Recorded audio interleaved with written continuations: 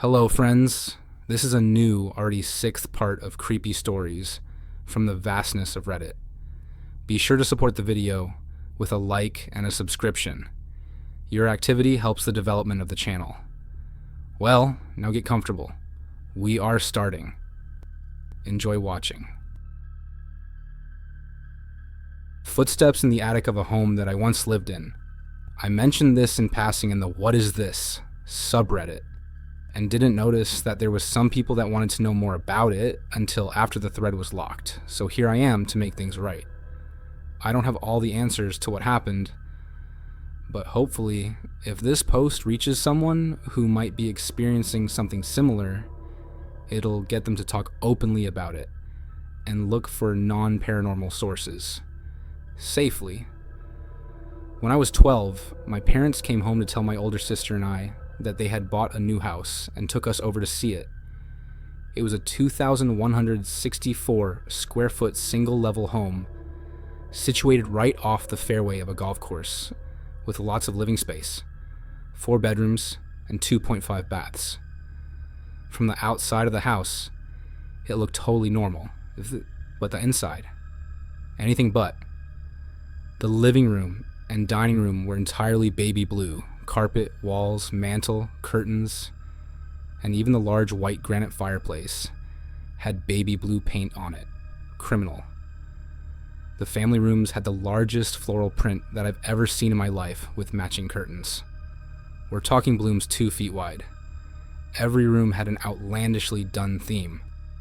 I thought my parents were crazy, but when we got to the bedrooms, I started to cry, refusing to live there, as every single bedroom door had a double key deadbolt on it, the kind that can only be opened or locked with a key from either side of the door.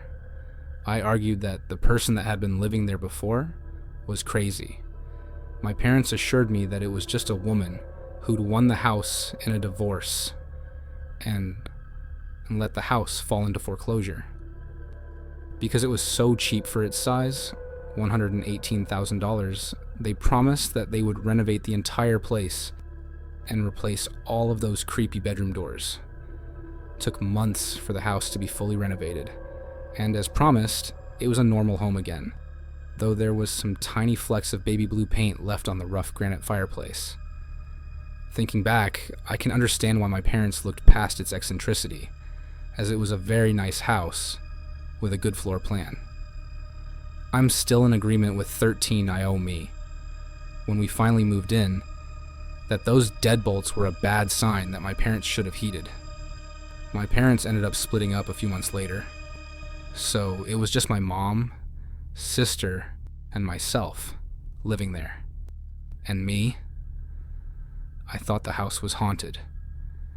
At night, I would hear footsteps starting at the back end of the hall where my mom's bedroom was, and make their way down to my room at the front of the house. The first time I heard them, I turned my light on and stared at the ceiling, noting that there was a tiny hole in it just over my bed. I started staying awake at night reading until I heard the footsteps start and then glare up at the tiny hole, pondering whether it was even big enough for someone to peer down into the room back at me. Out of curiosity, I checked the other rooms, and sure enough, they all had holes in the ceilings too.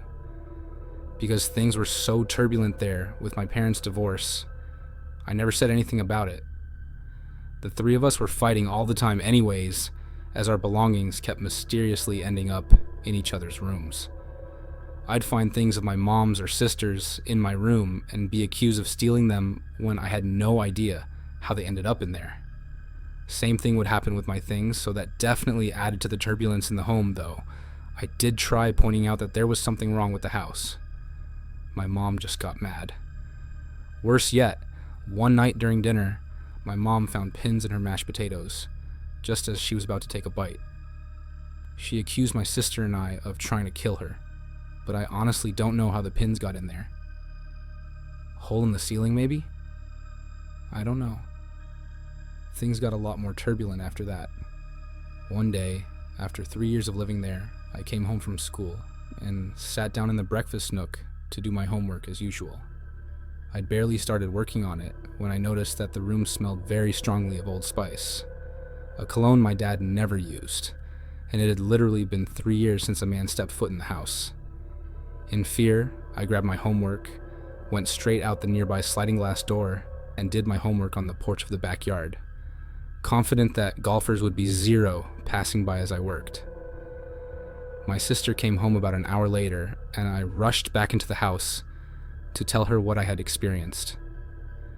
We stood in the breakfast nook for a few minutes, sniffing the air, and nothing was there. She dismissed it as my imagination, but I didn't imagine it. Another odd scent thing was that occasionally there would be the smell like something died in the kitchen on warm days. My mom would joke rather darkly that it was probably the prior owner, and explain that she had disappeared a few months after her divorce had finalized.